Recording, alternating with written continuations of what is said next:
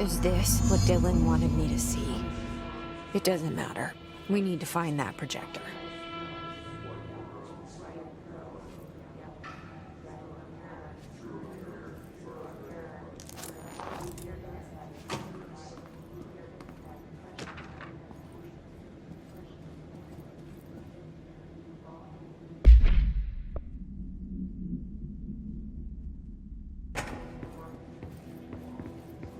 We used to play there all the time. Me and Dylan, and other kids as well.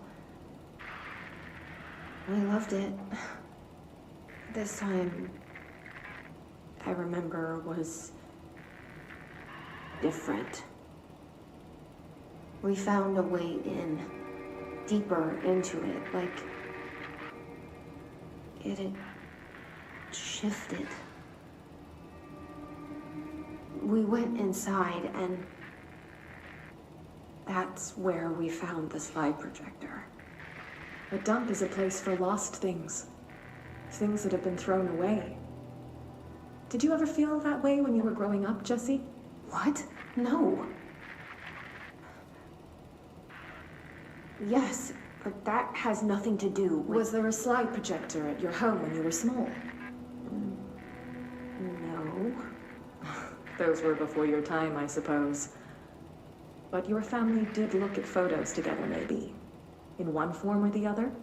Maybe. When was this? Can you remember? At parties?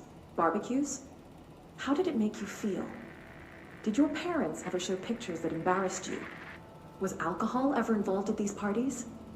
Did your parents drink? Did that make you uncomfortable? No.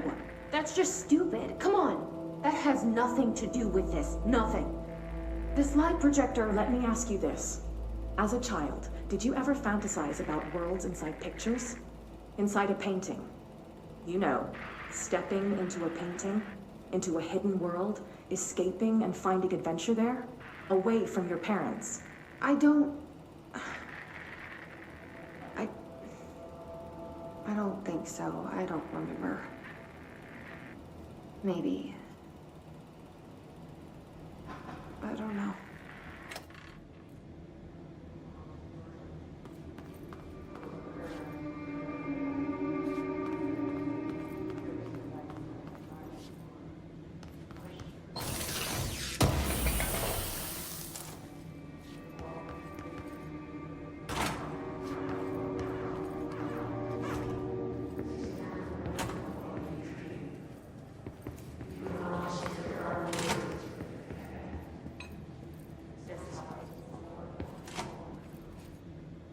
All the times I felt paranoid, I was right. The Bureau could have given me the answers, but they just stood by and watched me.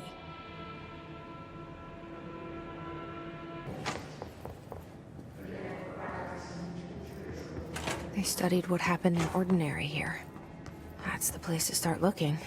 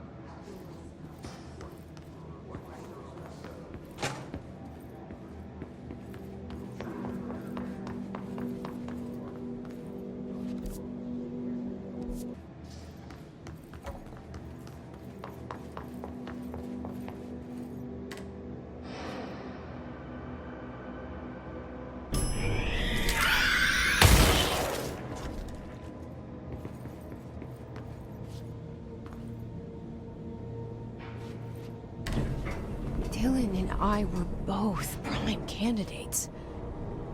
Experiments. Very different ones, sure, but both in a cell of some sort. Am I out of the cell now, or is all this, the house and being the director, just another cell?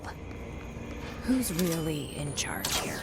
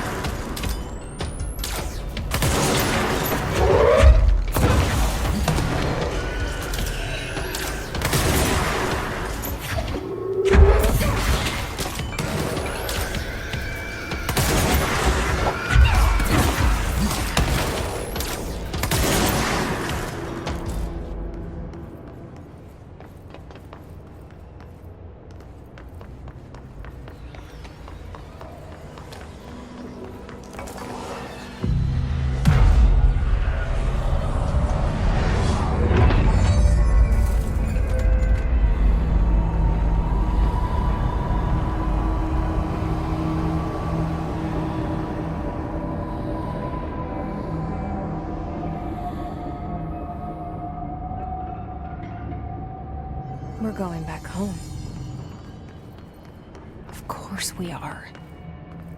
It started there, and it's never gone away.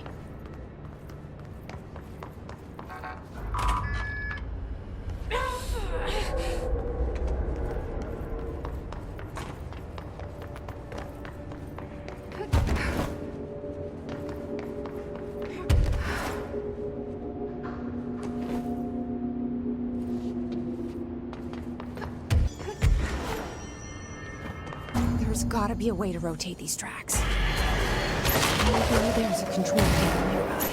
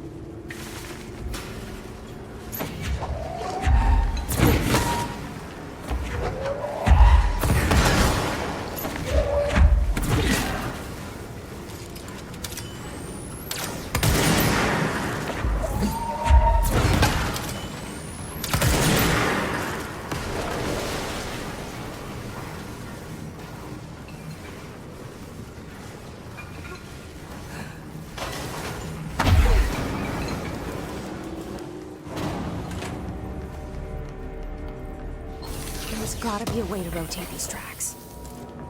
Maybe there's a control panel nearby.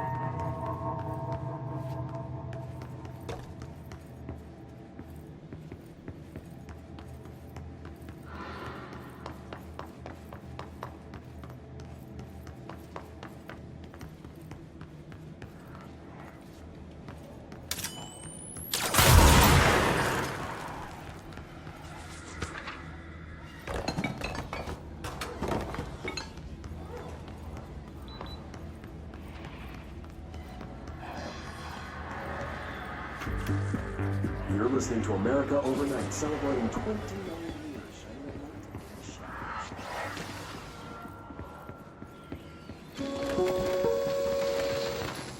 There is a curious correlation with the yet unknowable forces intruding upon our world, in the form of altered world events. These forces gravitate toward archetypal objects, a gun, a television, a supposedly haunted house. So clearly humanity affects this process. Our collective unconscious is a map of sorts. We hold the key, but we don't know how to use it. We create these archetypes through everyday life, popular culture, urban legends, but we are observing and influencing a complicated system in action. We can change the likelihood of something being a receptacle for these forces just by thinking about it. But we haven't found a method to control the outcome. And yet, there's something unique in us, in our dreams, in the conceptual reality with power with our minds. What's the cause and what's the effect? Are we the starting point or just a necessary evil in this? A byproduct, a reflection, a projection?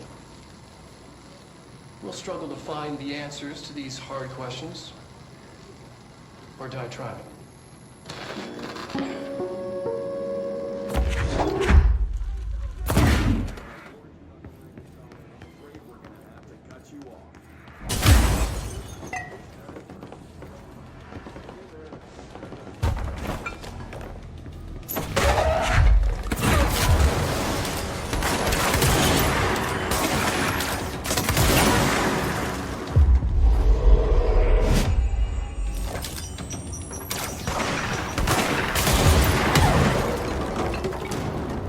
Annual evaluation of Demon Thaden, formerly P6, performed by Dr. Caldwell.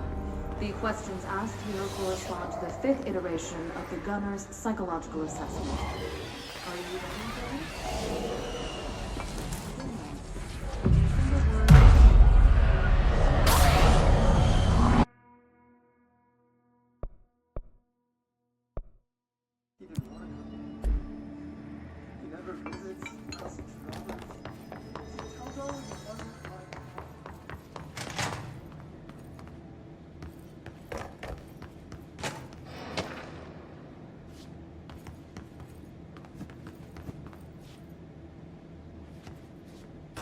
See what they have on Ordinary.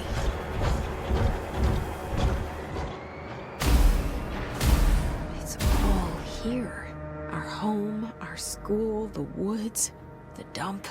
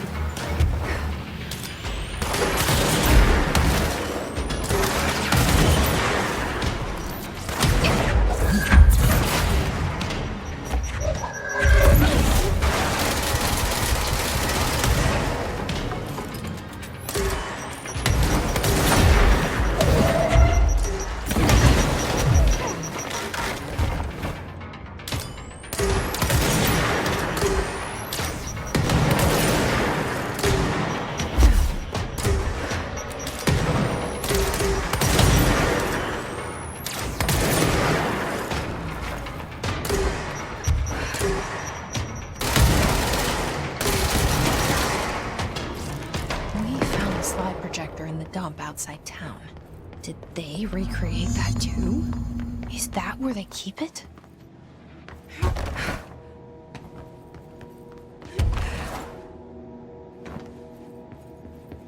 You mentioned a poem last time we talked.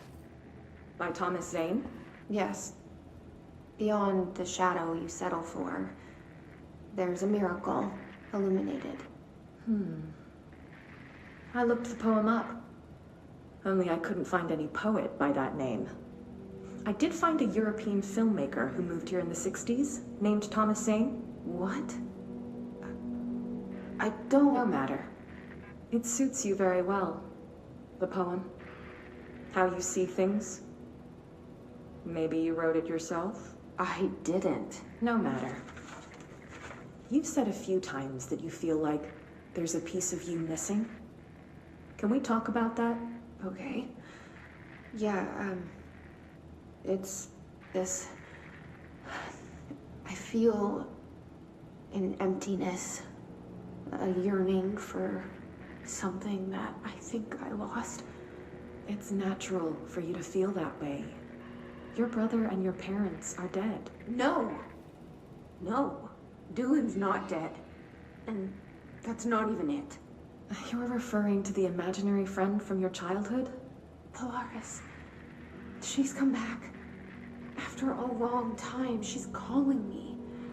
In a dream I saw, she showed me things. Jesse. It felt more real than anything. As real as what happened in Ordinary. The industrial accident in your hometown? That you believe Polaris caused? No, it wasn't an accident. There was no industrial accident, and Polaris didn't cause it. She saved me and Dylan. Jesse... No! It was a cover-up. The government knows about it. There were agents there. Agents from... I don't know exactly, but they took Dylan. I'll find them. I won't stop looking. Polaris wants me to go to New York. There's a building there. I have to leave soon. I have to be there at a very specific time. Something hugely important is going to happen. Jesse, you know we can't let you go until you're well. And that begins by understanding what's real and what's imagined.